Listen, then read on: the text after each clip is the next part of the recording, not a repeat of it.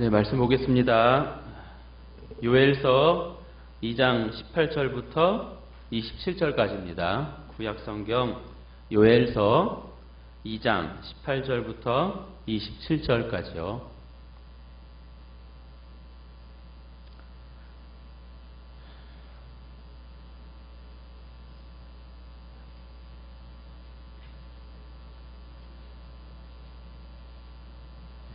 찾으신 줄 알고 교독하며 마지막 절은 같이 읽겠습니다. 그때 여호와께서 자기의 땅을 극진히 사랑하시어 그의 백성을 불쌍히 여기실 것이라.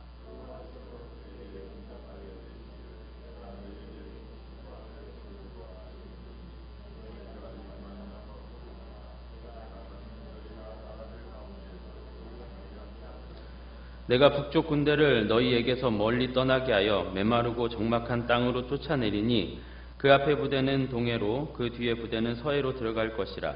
상한 냄새가 일어나고 악취가 오르리니 이는 큰 일을 행하였음이니라 하시리라.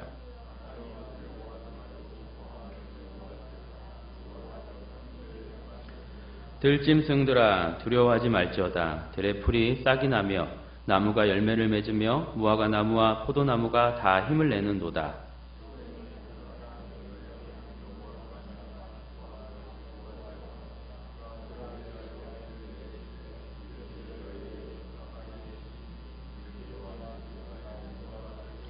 마당에는 밀이 가득하고 독에는 새 포도주와 기름이 넘치리로다.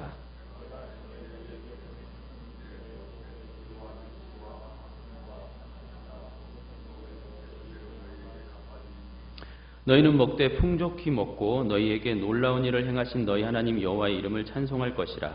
내 백성이 영원히 수치를 당하지 아니하리로다. 그런즉 내가 이스라엘 가운데에 있어 너희 하나님 여호와가 되고 다른 이가 없는 줄을 너희가 알 것이라.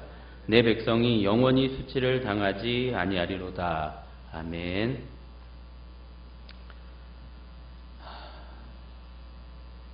요엘서 1장 전반에 걸쳐서 우리가 중요하게 살펴봤던 것은 예배였어요.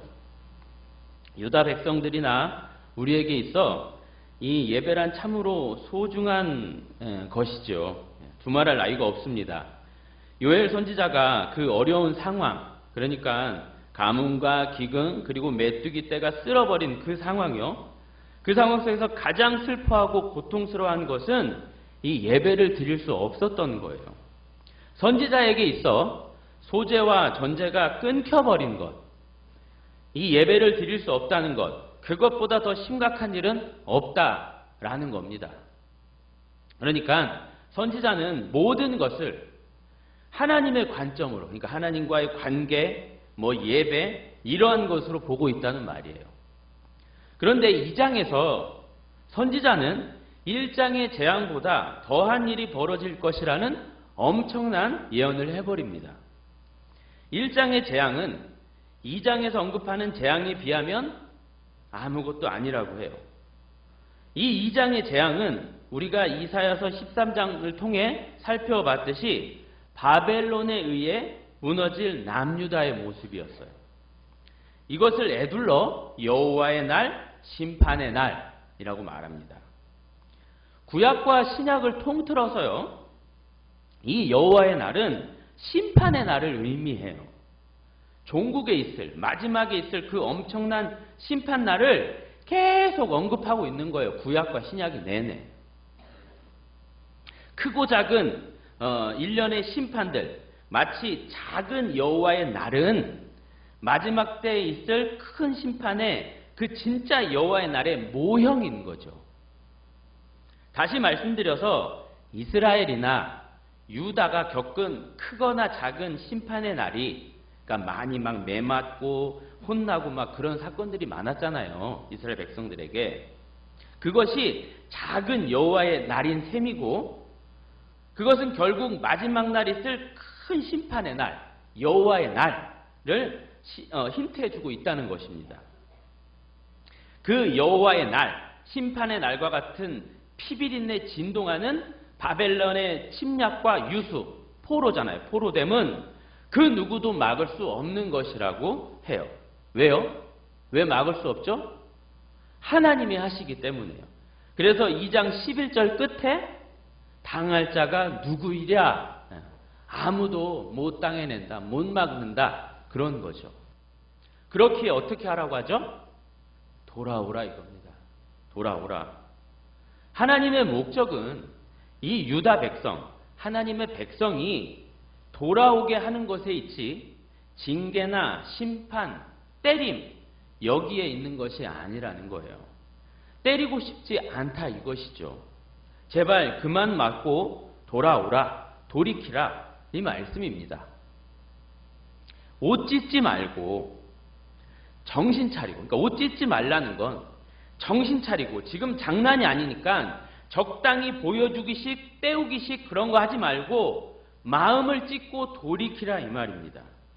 자신의 백성을, 자신이 책임진다고 했던 그 백성을 이렇게 때릴 수밖에 없는 그 심정을 헤아리고 돌아오라, 돌아오라 이겁니다. 나처럼 너희도 마음 아프게 돌아오라 이겁니다. 어서 나팔을 불어 거룩한 금식일을 정하고 성회를 소집하여 엎드리라 이 얘기입니다. 여기서 앞서도 언급했지만 이스라엘이나 유다나 그들의 역사를 돌아보면요, 참으로 이렇게 많은 매를 맞았어요. 그들은 참으로 징그럽게 말을 안 듣고 반역의 반역을 거듭했잖아요. 그래서 많이 맞았습니다. 하나님이 이따금씩 이렇게 매를 대셨어요. 그죠? 그런데 어떤 면에선 그것이 나쁘지 않다고 생각이 돼요. 그게 나았어요. 왜냐하면 그땐 그렇게 매를 맞을 그땐 그들이 진짜 울었고 전 민족이 죄를 뒤집어 썼으며 금식하고 그렇게 하나님께 엎드렸단 말이에요. 정말 진짜 잘못을 빌었고 돌아서려 했어요. 그런 하나님의 경고와 그런 것에 정말 반응을 했단 말이죠. 하지만 이 시대는 그런 것이 없습니다. 지금 세상은 그런 재앙이나 경고가 없어요. 그것을 볼 수 있는 눈도 없고요. 그러니까 그것이 문제라는 겁니다. 회개는 고사하고요. 하나님 앞에 엎드리는 건 고사하고요. 무서움이 없는 세상이 되어버렸어요. 대체 이 시대는 무엇이 두려운지 모르겠어요. 비단 교회 밖은 말할 것도 없거니와 교회 안을 한번 보자고요. 교회 안도 마찬가지로 무서운 게 없는 세상입니다. 그쵸? 말씀을 무서워해요? 설교를 무서워합니까? 아니면 예배를 무서워해요? 안 그래요. 안 무서워해요. 말씀 두려워하지 않습니다. 이젠 말씀을요, 자신의 취향에 따라 골라 듣는 세상이 되어버렸어요. 이 목사의 말이 나랑 좀 맞는 것 같아 이러면서. 강단의 권위도 많이 추락해버렸어요. 하나님이 두렵지 않은 것입니다. 하나님이 두렵지 않으니 어떤 문제나 상황도 그렇게 크게 와닿지가 않아요. 그냥 별것이 아닌 것처럼 느껴져요. 그 옛날 그들은 안 그랬거든요. 이건 재앙이야. 이건 진짜 하나님의 경고하심이라니까 정신 차려하면서 선지자들이 외쳤고 그 선지자의 말에 반응을 했어요. 엎드렸어요. 근데 이제 그런 게 없어요. 어떻게 해야 될까요? 우리가 돌아서고 우리가 회복해야 될 것이 무엇일까요? 저는 요엘서를 통해 하나님을 두려워하는 마음이 회복되어야 한다고 생각합니다. 좀 두렵고 떠는 마음이, 그 경외의 마음이, 그런 민감하고 예민한 마음이 회복되어야 돼요. 있으나 없으나. 적당하게 대충 그럴싸하게는 안 됩니다. 최선을 다하도록 몸부림치고 많이 고민하고 그분께 내 오감을 맞춰서 한 걸음 한 걸음 그렇게 가야 돼요. 왜냐하면 그분은 하나님이시니까요. 그분이 어떤 분인지 우리는 알잖아요. 우리의 속까지 훤히 꿰뚫고 보고 계시는 그 하나님이거든요. 근데 우린 그 하나님을 너무 기만해요.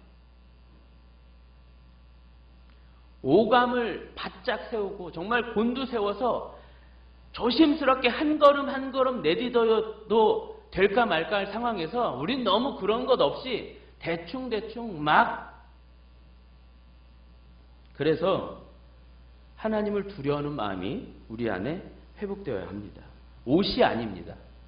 겉 외향 그런 게 아니라 마음입니다. 내 마음이, 내 인격이, 내 전 인격이 그분을 진짜 경외해야 합니다.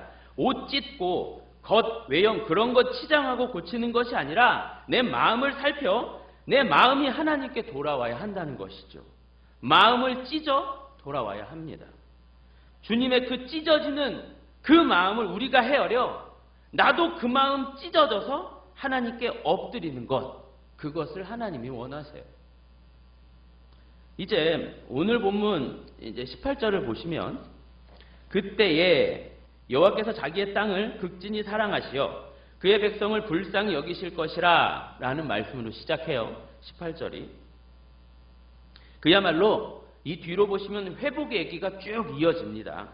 앞선 그 재앙과 같은 일들의 회복이 일어날 것이라고 요엘로 하여금 하나님이 계시를 주고 계신 거예요. 그런 일이 있을 거야, 있을 거야, 있을 거야 이렇게.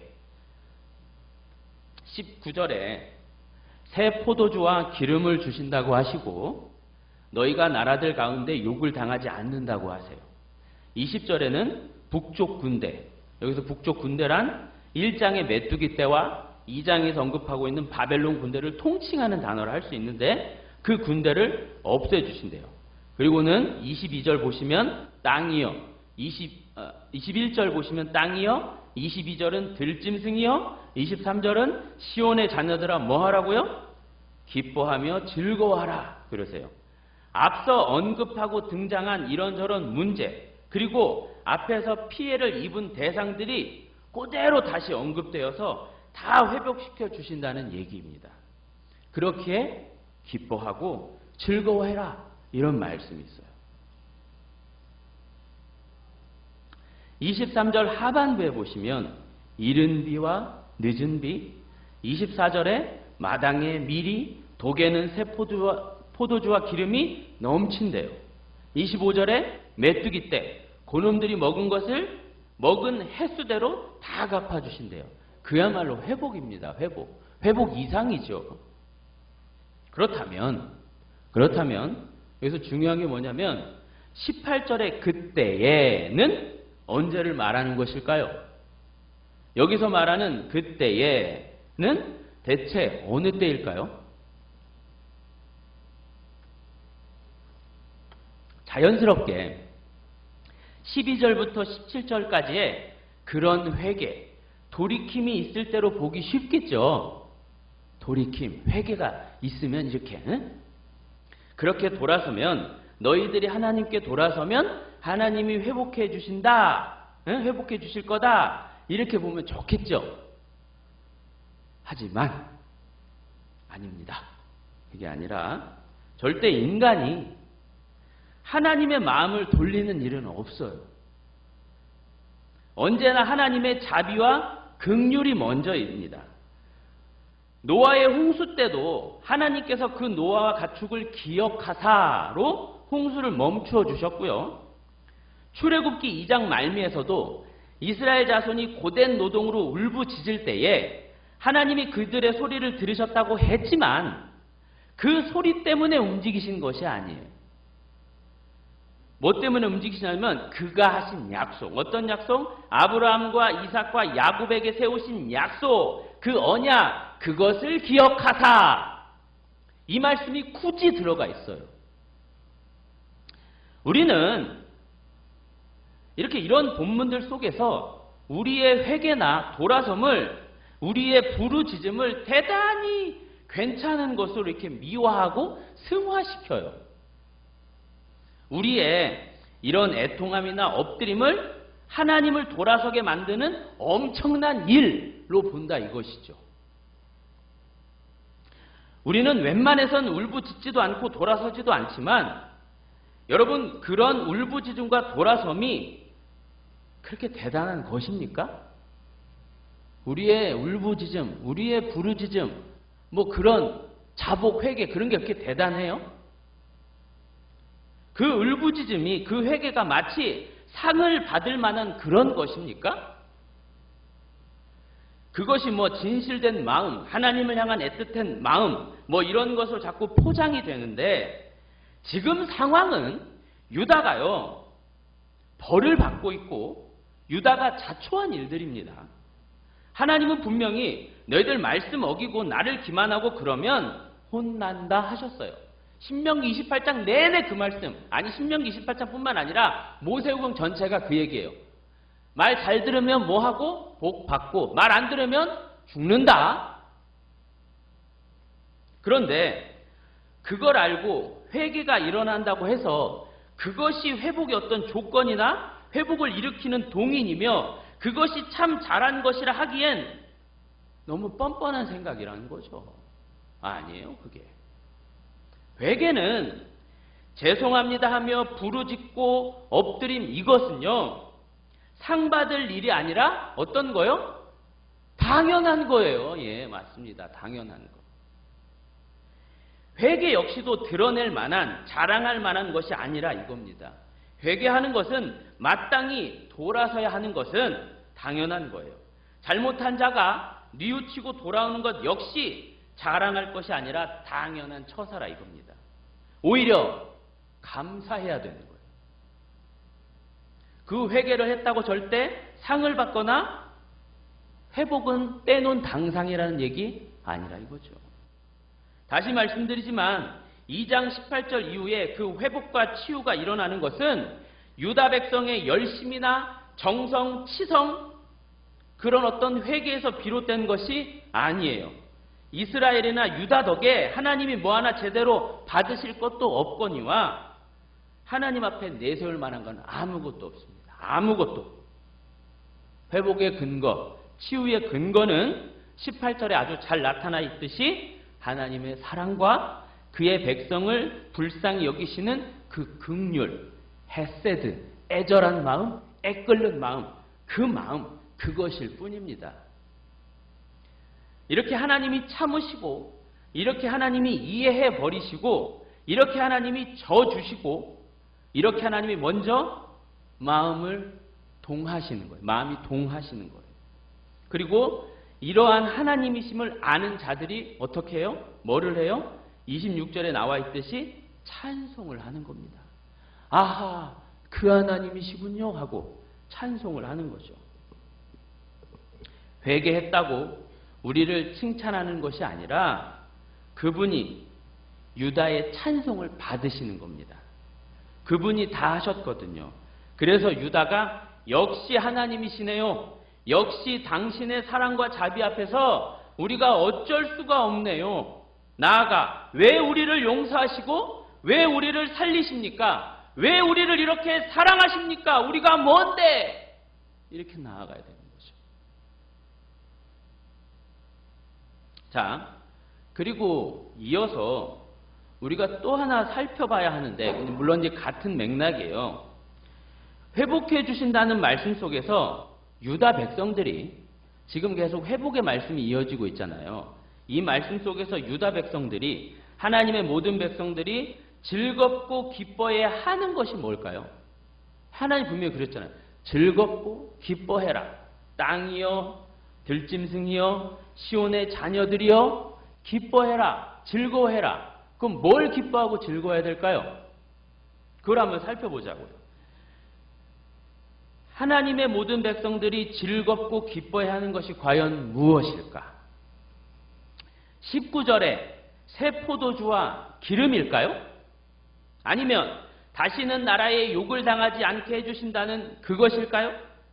20절에 북쪽 군대를 없애주신다는 그것입니까? 21절, 22절에 들에 풀이 나고 이런저런 나무에 열매를 맺게 해주신다는 그것일까요? 아니면 23절에 이른 비, 늦은 비를 주시고 24절에 밀, 세포도주, 기름이 넘치니까 26절에 먹되 풍족히 먹으니까 이거 다 회복의 말씀이거든요. 신명기 보면은. 그러니까 즐겁고 기뻐해야 하는 것입니까? 뭘 기뻐하고 즐거워야 될까요? 대체. 그런 건 아니겠죠? 그런 콩고물이 아닙니다. 그분이 해주신 어떤 것 때문에 기뻐하고 즐거워하고 그것이 아니에요. 그의 백성들이 기뻐하고 즐거워하는 것 역시 19절에 보시면 그 회복과 치유의 그 말씀 앞에 항상 전제되는 게 있어요. 19절에 여호와께서 내가 20절에 또 내가 21절에 여호와께서 23절에서도 너희 하나님 여호와로 말미암아 그가 너희를 위하여 25절에도 내가 27절에도 내가 주어가 중요한 것이죠. 다른 게 중요한 게 아니에요.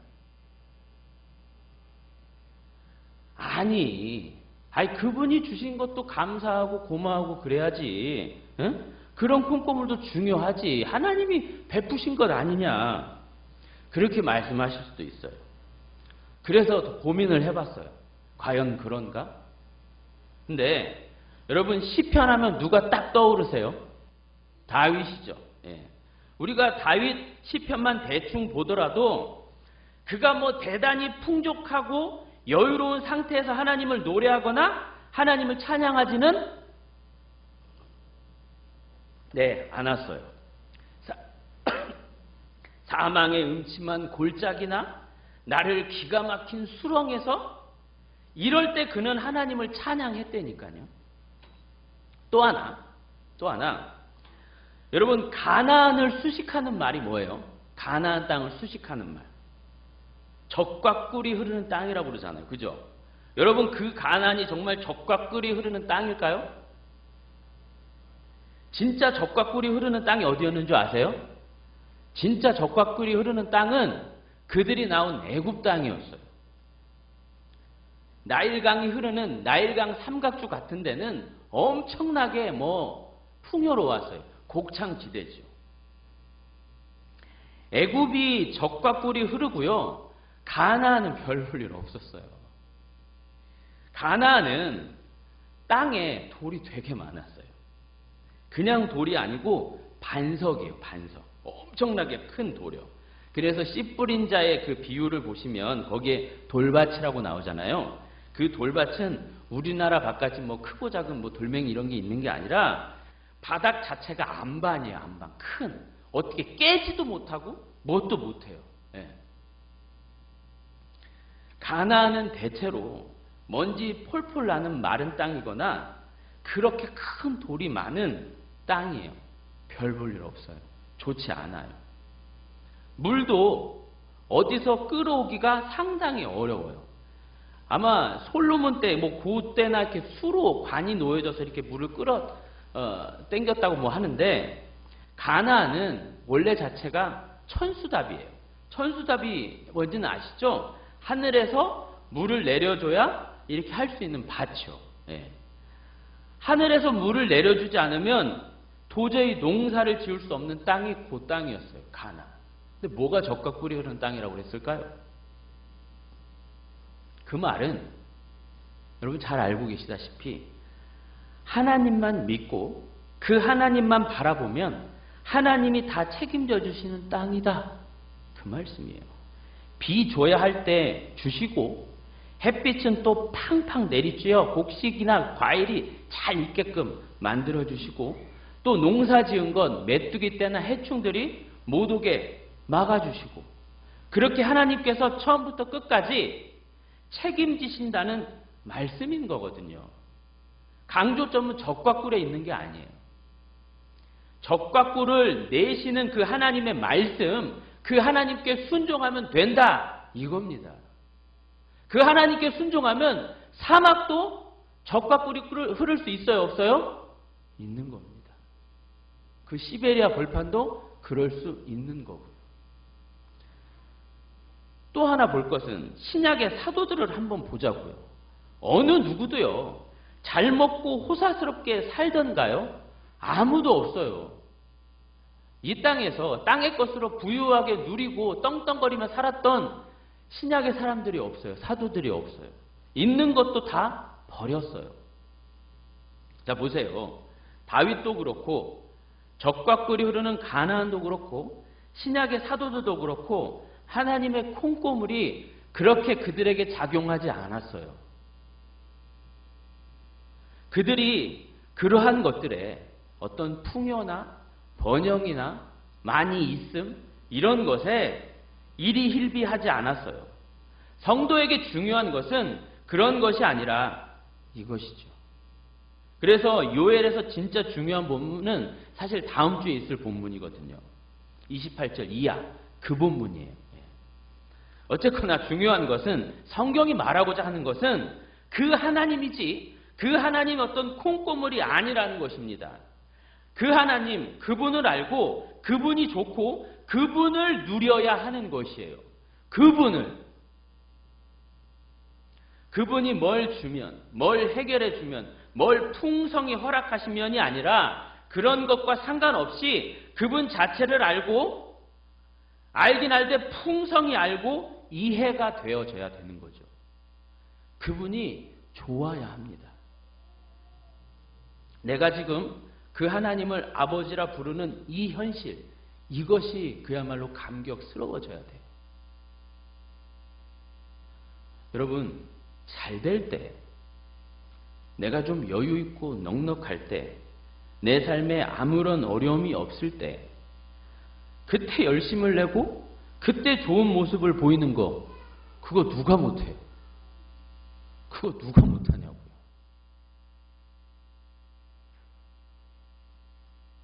그게 아니라 내가 좀 어렵고 문제가 있고 참 힘들어도 그래도 내가 그분을 알고 그분에게 속해 있고 그분이 나의 하나님이시라는 그게 있는데, 그게 있는데 없는 여유도 생겨야 하고요. 없는 넉넉함도 생겨야 하며 그때 더 열심히 할 수 있어야 하는 겁니다. 그때 그런 때 나도 모르게 흐르는 눈물을 감춰가며 훔쳐가며 괜찮아요. 난 괜찮아요. 내가 이제야 예수님을 조금 더 이해할 것 같네요. 나는 이런 것도 힘들어 죽을 것 같은데 당신은 얼마나 힘들고 아프셨겠습니까? 이렇게 이리로 가는 거죠. 제가 이런 말을 하면 혹시나 저 아직도 뚱구름 잡는 소리 하고 있네. 너 네가 안 당해봤으니까 이런저런 문제나 이 애통함을 안 겪어봤으니까 그런 얘기하지. 너 너무 원론적이고 이론적인 얘기만 하는 거 아니니? 라고 생각하실 수도 있을 것 같아요. 충분히 그럴 수 있는데요. 저 역시 삶을 살아오고 공부를 하면 할수록 이런 이론이라고 말하기는 좀 뭐하지만 이런 진실됨이 무너지고 사라지니까요. 기독교가 자꾸 우스운 종교가 돼버렸어요. 사랑을 말하고 용서를 말하고 희생을 말하는 이 성경을 보고 있으면서 주구장창 성경은 사랑과 용서와 희생, 그분이 베푸신 그것을 말하고 있잖아요. 그 성경을 보고 있으면서도 우리는 도무지 그 사랑이 나오지 않고 도무지 그 희생이 나오지 않아요. 그 예수님이 나오지 않는다니까요. 그래놓고는 아무렇게나 사랑을 갖다 대고 은혜를 운운하며 헌신이니 희생이니 이런 말을 해요. 여러분, 진짜 사랑은, 진짜 은혜는 그렇게 쉽지 않아요. 우리가 할 수 있어요? 없어요. 내가 죽어야 하고 내가 부서져야 하며 내가 참아도 적당히 그렇게 참을 수 있을 만큼 참는 게 아니라 어마무시하게 엄청나게 참아져야 하는 거잖아요. 내가 참을 수 있는 것은 예수님 안 믿는 자들도 다 참으면서 살아요. 성경이 말하는 참으라, 그거는 얼마나 많이 인간이 할 수 없는 그런 참음이거든요. 근데 그건 우리를 통해 하나님이 빚어내시는 겁니다. 그래서 엄청 어렵고 힘들고 우리는 못하지만 하나님이 우리를 통해서 빚어내시는 거예요. 쉽지 않아요. 그래서 주님 붙잡지 않으면 답이 없어요. 절대 못합니다. 우리는 못해요. 말씀대로 살아가고 그분이 명하신 대로 그런 삶을 내놓는 것은 우리가 하는 것이 절대 아니라는 얘기죠. 정말 우리가 그분의 사랑을 요만큼이라도 내놓을 수 있을까요? 그분의 자비나 그분의 희생이나 그분의 헌신, 애씀을 요만큼이라도 내놓을 수 있어요? 못 내놔요. 어떻게 하나님이신 그분을 따라갈 수 있냐고요. 못 내놔요. 그런데 우리는 아무렇게나 헌신이니 희생이니 사랑이니 쉽지 않습니다. 그래서 주님 붙잡지 않으면 답이 없어요. 우린 못해요. 말씀대로 살아가고 그분의 명하신 대로 그런 삶을 내놓는 것은 우리가 하는 것이 못됩니다. 쉽게 아멘 이렇게 할 수 있는 게 못돼요. 그렇기 때문에 오늘 본문에 여호와의 큰 일이 딱 붙어 있는 거예요. 이렇게 하나님께서 자신의 마음을 보여주시고 그래서 그 돌 같은 마음에 백성을 녹여서 다른 것이 아닌 그 하나님을 알아들이고 그 하나님만으로 기쁘고 그 하나님만으로 즐거우며 그 하나님을 찬송하게 하게끔 하는 것, 이것이 하나님의 큰 일, 여호와의 큰 일이라 이겁니다. 다른 것에 현혹되지 않고 내게 어떤 풍족히 채워지고 문제가 해결되고 그런 것에 일희일비하지 않고 그런 것이 있거나 없거나 상관없이 그 하나님을 보며 그 하나님의 말씀에 순종해서 기라면 기고 죽으라면 죽고, 그건 우리에게서 나오는 것이 아니라 회개도 마찬가지예요. 누가 빚어내신다고요? 하나님이 빚어내시는 거라고. 하나님이 만들어내시는 거라고. 그래서 힘들어요. 어려워요. 아무렇게나 은혜를 남발하고 아무렇게나 헌신을 남발하고 회개, 용서 남발할 수 있는 게 아닙니다. 못하는 겁니다. 27절을 같이 읽어보겠습니다. 27절요. 시작. 그런즉 내가 이스라엘 가운데에 있어 너희 하나님 여호와가 되고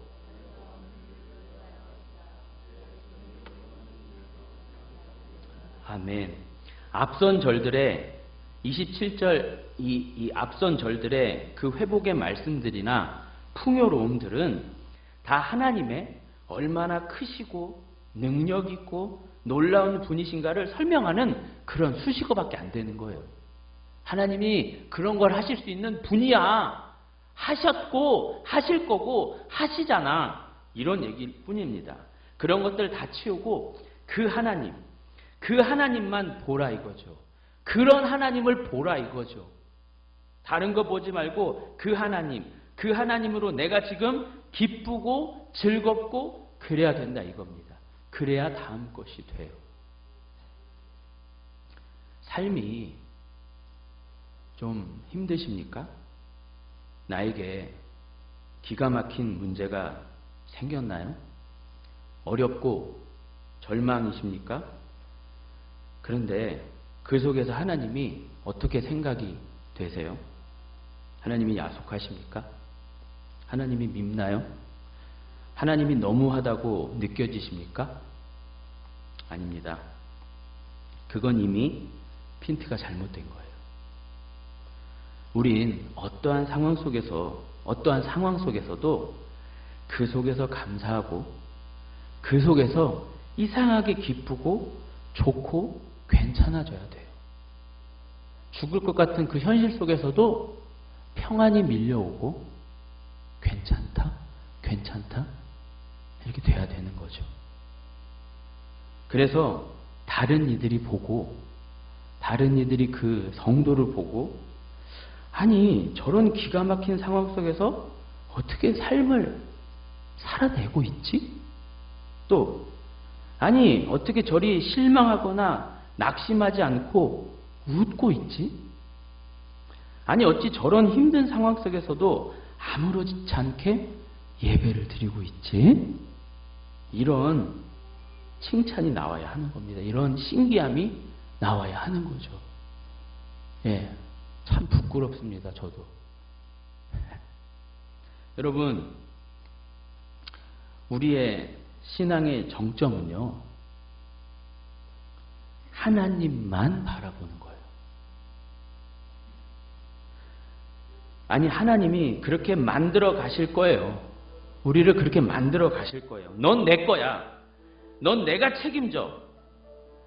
그런 어려움 속에서도 내가 할 것이 있고, 그 속에서도 널 향한 내 계획이 있으며, 그 속에서 반드시 내가 이룰 것이 있다.